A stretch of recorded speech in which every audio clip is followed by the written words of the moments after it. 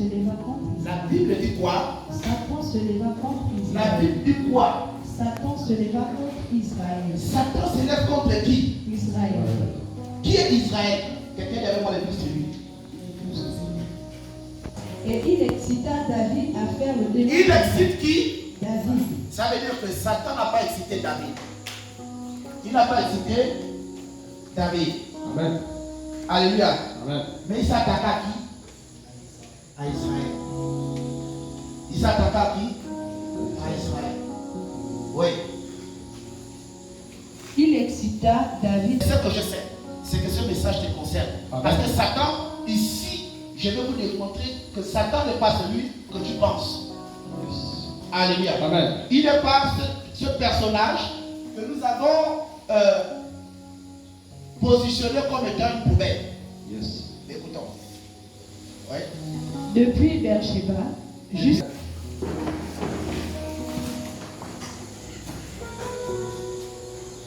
Le thème de ce soir, nous allons l'intituler Satan n'est pas celui que tu penses. Yes. Satan n'est pas celui que tu penses.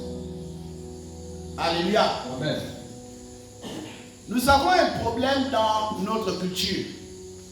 Est-ce que tu me suis? Nous avons un véritable problème dans notre culture. On nous a appris depuis la maternelle qu'il y a un personnage qu'on appelle Satan, qui est le père du mal, qui est celui-là qui excite les hommes à déranger l'ordre de Dieu. Yes. Mais j'aimerais d'avoir pris le mot pour ramener dans la déontologie de l'affaire. Qui est Satan? Bien aimé, Satan ici signifie le contraire. Satan ici veut dire contraire. Satan veut dire celui qui copie. Alléluia. Amen. Satan ici, c'est l'adversaire. Yes. Celui qui copie et celui qui est adversaire. Voici ce qu'est Satan. Si Satan est l'adversaire, si Satan signifie adversaire, adversaire contre qui? Dans cette histoire, le 1 Chronique chapitre 21 verset 11, la Bible dit que Satan a excité qui? David, afin de faire quoi? Le dénombrement. C'était une abomination pour Dieu. Personne ne peut compter les bénédictions de Dieu. Personne ne peut compter le nombre de cheveux qu'il y a sur une tête. Personne ne peut dire avec exactitude que la tête de X ou ma tête, il y a tant de cheveux. Alors le faire est une abomination à Dieu.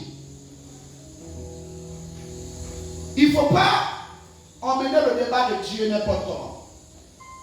Est-ce que quelqu'un me suit? Amen.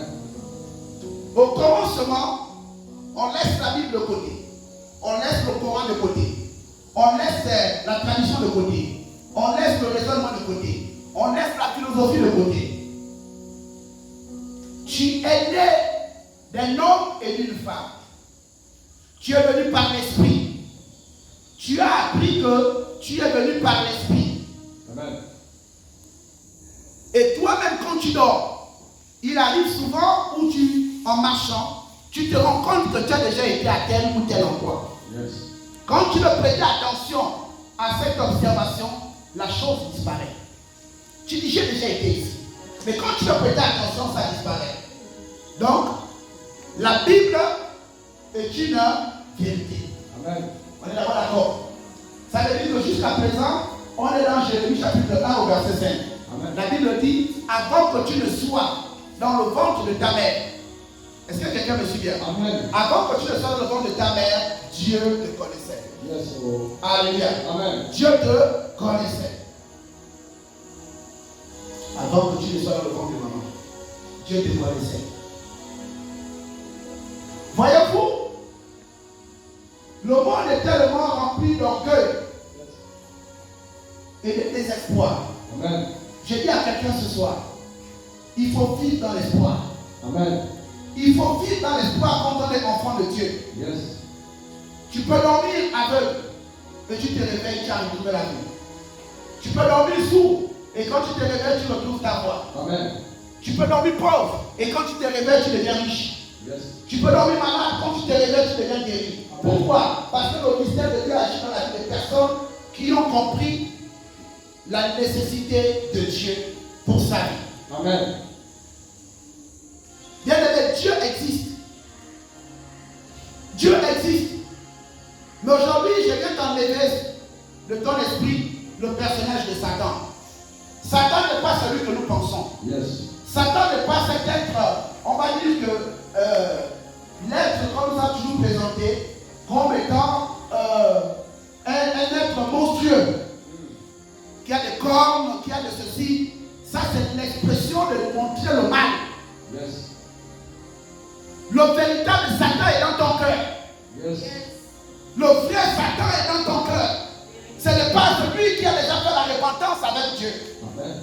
Satan n'est pas celui que nous pensons. Voyez-vous, ici, on nous parle de David et du peuple béni de Dieu. Yes. On nous parle là du grand David. On ne te parle pas de petit roi, on te parle de David. Et la Bible nous dit que Satan a excité le peuple d'Israël, donc le peuple de Dieu. Amen. Comment Satan peut passer par David pour exciter les choses? Comment un roi peut être animé par l'esprit du diable? Yes. Alléluia. Amen. Satan n'est pas ce mal. Au contraire, Satan est la volonté de Dieu, souvent dans notre vie, pour accomplir le message de Dieu. Amen. Le mal que tu as là, la douleur que tu ressens, les problèmes que tu es en train de vivre, le chômage que tu traverses, Amen. toutes ces choses qui sont bizarres pour toi, ont une explication en Dieu. Yes. Mais si tu sens que tu demandes à Dieu, par le nom de Dieu, tu ne reçois pas la chose, demande à Satan. Demande à Satan. Ça va paraître étrange. Mais je voudrais vous dire que si vous voulez grandir avec la parole, il faut connaître la parole. Lorsqu'on parle de la parole, ce n'est pas simplement qu'on parle de la bénédiction. Amen. Comment ceux-là qui prennent le nom de Satan, ils l'utilisent et ils deviennent prospères. Ils ne tuent pas les gens, ils ne font rien, mais ils sont prospères avec le nom de Satan. Qui est donc réellement Satan? C'est quoi l'étymologie de ce nom? Que signifie proprement ce nom? Parce que tout à l'heure, le prophète de nous dit, c'est quelqu'un qui copie. C'est un adversaire. C'est le contraire. D'accord? Mais qui est réellement Satan? Parce que la Bible, là, on vient de lire dans le livre de 1 Chronique.